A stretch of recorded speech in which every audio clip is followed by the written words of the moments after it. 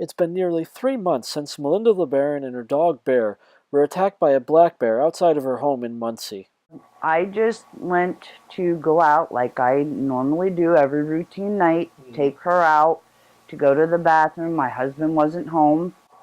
I stood there and she went out, and she didn't go out through the yard. She went and turned to the right out towards the little awning piece out here.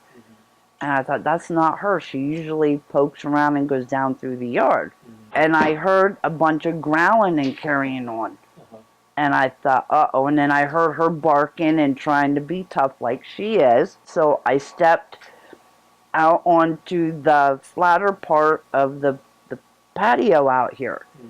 And as soon as I did that, I no sooner looked, Bear come back. And all I did was looked out the corner of my eye, and I seen something black, and about that time her paw come right down on top of me and just smacked me to the ground. And I was laying there, and I thought, okay, what am I going to do now? And that's the first thing. And there was no getting up, there was no getting away from her, and she just started clawing at me and started pretty much working on the top of my head. And then she started dragging me out through the yard. And then she took me down over the hill into the weeds over here. And she just all of a sudden stopped. And she sat there, and I laid there on my side. And I thought, if I lay here still, maybe she'll walk away and leave me alone. What is her intentions? And I laid there, and she kind of like left out a snort or a growl or something like, okay, I'm done. And she just got up and walked away. I think about it, she was not nice. She was not just dragging me like a dead animal, just taking me down there to feed on me. She threw me around. She rolled me. I don't know. I don't know how I made it. I really don't know how I made it through this. I really don't. But I'm here and I'm alive and I'm moving on. I'm going to keep on going, and the spirit's up. I'm not going to give up on this. I'm going to keep going. I got too much to live for now. Got a second life. Somehow in the dark, Melinda was amazingly able to walk her way home and managed to call a neighbor for help. And she said, no, you're fine. You're fine. You're going to hang in there until 911. I said, no, I'm not. She said, yes, you are. She said, you're going to make it. She got a hold of 911. The EMTs come in. They were here in a split second.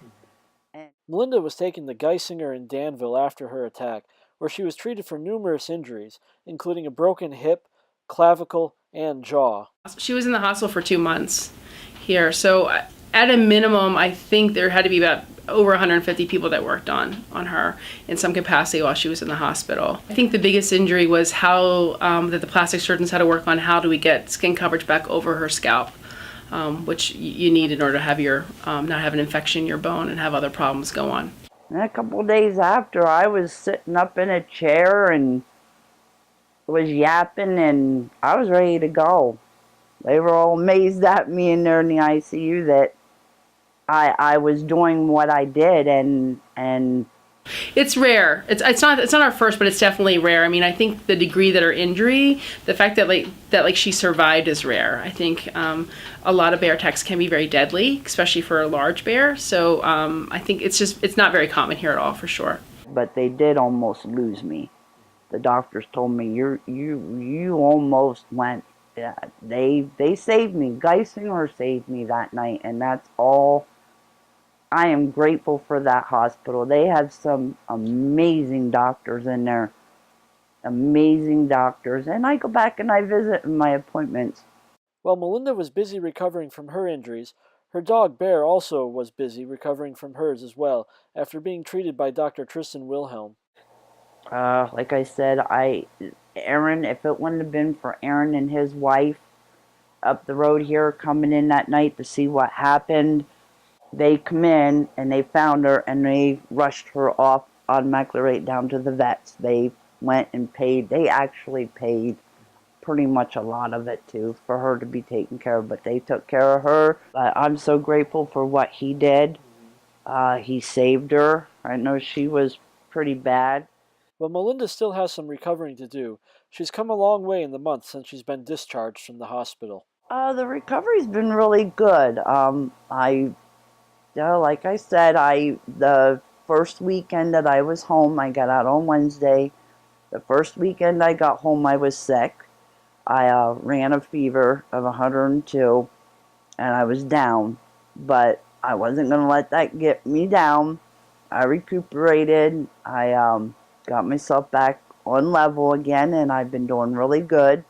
I'm going to keep climbing that ladder and keep on going. It's the only way I'm going to get strong. I can't just sit here on this couch and say, oh, well, I had this happen and that happened. That's not going to get me strong. I need to get up and move and keep doing every day what I used to do. And that, to me, builds up to what I have to do.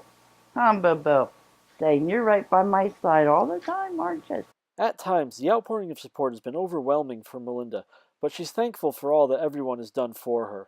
And I tell you what, the people out there in this world, I don't know who all they are. I mean, I got overwhelmed with cards, a stack of cards. And I need to sit down and do thank you cards and stuff to everybody. There were so many that reached out to me that, how do you repay? How do you thank? When you know, words are words, but how do you, somebody up there, and it's got to be God, knows I have a purpose to live here for a couple more years, hopefully till I'm 100 or something. You like my grandmother in Florida, you know. So that's it. That's my story. That's my life. That's all I have to say.